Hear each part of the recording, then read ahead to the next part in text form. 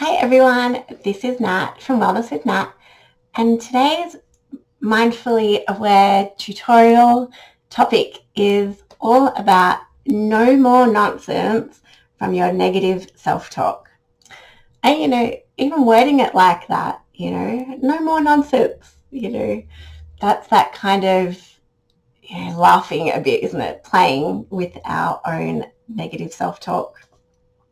So today I'm going to talk about what is negative self-talk, how it happens, and then I've given 7 because I really think they're all important.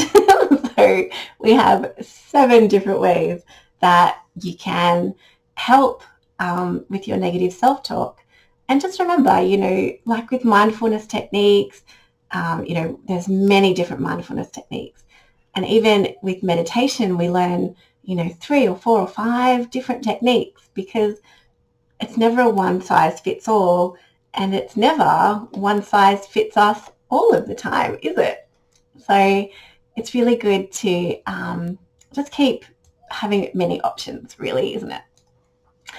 So what is our negative self-talk? So throughout the day, every day, all throughout the day, we have this running dialogue in our mind, don't we? And, it can range from how am I going to do a task? What do I need to do today? Who do I need to talk to? What somebody else said? What's going to happen tomorrow? What happened in the past? It goes on. And sometimes it might just be making an observation, like, it's getting a little bit darker. Should I turn the light on? And then, that's that talking to ourselves, isn't it? So not all self-talk is negative and not all self-talk is harmful. In fact, what we've learnt so far through the Creating Calm Through Chaos course or other things that you may have done with me is, we learn all about our monkey mind. So our monkey mind is this part that just goes, remember? Everything I want, desire, yep, right? Gotta have it. Gotta distract myself, gotta keep my mind busy. And I've got to have everything just to satisfy these feelings and help me feeling better, regardless of what the consequences might be. And so that's part of our problem that we're dealing with. And the other problem that we're dealing with is just like stress. So remember, just like stress is something that is formulated to help us survive, to help humans survive, this stress and this, instinct that we have. So too is this negative bias. So you might have heard me talk about a negative bias before.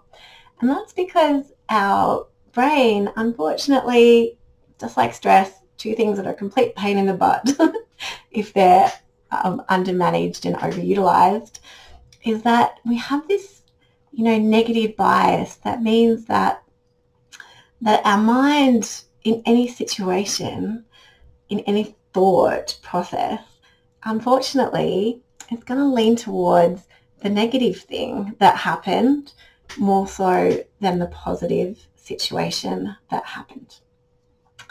And even more interesting, right? So many interesting things as I did my research for today's topic. So I also found out that you get this, right, how there's negative reinforcement and positive reinforcement. So studies have shown that with negative reinforcement, we learn quicker than with positive reinforcement. So our mind just has this negative gearing, doesn't it? It's just things, like, and I thought of being an example, like a kid in a PowerPoint. The kid might be touching or putting things in the PowerPoint and you say, please stop doing that, please stop doing that. And, if you stop doing that, I'll give you a lolly, or I'll let you have some playtime or something. But if the kid zaps themselves, man, that kid is not doing that again, right? So again, this is that negative bias that teaches us things. This is unfortunately a really good way for us to learn. So I want you to have a think, okay, as you pick up your negative self-talk, and I did a bit of a study on this with myself. So as you pick up your negative self-talk, people or psychologists are saying that most of it is actually around our feelings. You know, like, you made me feel, I feel, or because this happened, I feel, you know, it's their fault, I'm feeling like this. This incident leaves me to feeling worthless, useless, you know, not good enough. Too fat, too thin, too whatever. And, you know, that, again, remember we learnt that in the Buddhist philosophy way, that we learn that a thought is simply a thought until that thought keeps ruminating, and then that rumination gets caught inside us, doesn't it? We bring it into our body, it starts to become feelings and emotions, and the more we hang on to it, hello world of ailments, and physical ailments, mental ailments, illnesses, just all can manifest and stay around a whole lot longer and do damage to our body when we keep listening to these thoughts. So basically, how do we fix this? How do we help ourselves? And again, it comes all the way back to our mind retraining that we've already learned some bits about throughout your time with me. I'm going to lead into this with the solutions with a bit of an analogy, and I'd like you to have a think, right? So this is one of my favorite Buddhist analogies. So we talk about the sky. We have, if you think about it, and if you look outside, when it's daytime, the sky is always blue, right? I mean, there'll be clouds. There can be clouds covering the blueness, depending on where we're standing. But in fact, behind the clouds, it's always blue. Yeah? Agree? Hopefully. So the blue sky is like our underlying sense of happiness and our natural self-confidence. It's always present. But depending on where we're standing and looking up at the sky, there may be some clouds, or it may be a clear blue sky. So depending on our perspective is whether or not we are seeing the clouds. So the clouds are our thoughts and feelings. So depending on how we're feeling, you know, what is happening in our life at the moment, what our resilience levels are, just how much shit's going on, or whether we're feeling pretty like we can handle this stuff. So, you know, when you're looking up, you might be able to see all the thoughts and feelings there and know that this too shall pass, and that soon your underlying sense of happiness and natural self-confidence will come back. But sometimes those clouds are so thick and strong that they really take up our entire outlook, don't they? And we feel like we just can't see the sky through the clouds. Do you like that? The forest through the trees, the clouds through the sky, the sky through the clouds. Anyway, we can just say Nat coined that line. So as you're thinking about that analogy, I'd like you to potentially use that sometimes, you know, when you're thinking about your thoughts and retraining your mind. And now I'm going to give you 7 ways that you can help control your thoughts. Because remember that mindfulness is all about us regaining control of our thoughts so that our thoughts are no longer in control of us. That we're here to learn how to mind our mind. But also remembering, please, that we are human and we're going to have this flurry of emotion, and we're going to have negative self-talk, and a little bit of criticism can be motivating. You know, like, oh my God, if you don't get off your ass and do this, this is going to be the consequence, you know. If you eat this piece of cake one more time, you're just going to end up in another size clothes. So sometimes it's helpful, but the problem is when our negative self-talk is ruminating over and over again, that it starts to affect our self-confidence and our self-worth, and it can lead us feeling depressed and hopeless. So they're the thoughts that we want to catch. So how are we going to do that? Okay, we have 7 tips that I've used myself, and when I did my research, these were the ones that I felt resonated with us the most. So number 1, we're all mindful, right? We know how to be mindful. That's why we're here. So I would like you to try and be mindfully aware and catch yourself when you're thinking and saying negative things to yourself. Okay? So, as I've mentioned before, Rinpoche says, you've got to be the guard to your mind. So, be the guard that watches the mind. And sometimes you're even going to be the watcher who watches the guard to your mind, because have this beautiful thing that we're really trying to protect and grow stronger. So when you're being mindfully aware, you might notice something physically, you might notice the ruminating thoughts, or you might start to feel tense or a bit of grief or something and just think, whoa, what's going on? And, you are becoming a mindful expert in yourself. So just catch those. And I'm just asking you to catch them, not solve them at this stage, and don't judge them. So number 2 is we're going to label our thoughts. So when I do training for other organizations, this is something really big that they get me to teach as a mindfulness important thing, is to label our thoughts. Okay. So when, you might be I call mine the ruminating train, the runaway train and that. And so when I can feel it, just catastrophizing, going right off, the end of life crisis right here, then I say, oh, there's that ruminating train again.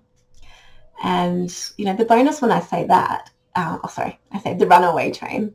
And when I say that, I'm like, then I think of the song, runaway train, never coming back, runaway on. Yeah, right? So then I'm singing this song, and then I'm like, oh, I like that song, blah, blah, blah.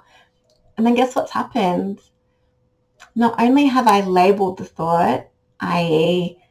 detached it from, and it's not Nat thinking this, it's just a thought, but I've done an interrupt, a pattern interrupt, where I've interrupted this negative self-talk and I've made it something fun. I've started singing a song, and then that just puts a little bit of lightness to the situation.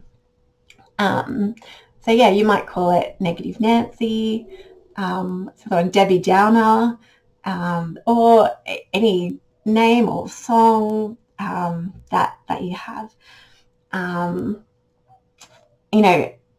When we talk about anxiety, so this is an acceptance and commitment therapy thing as well.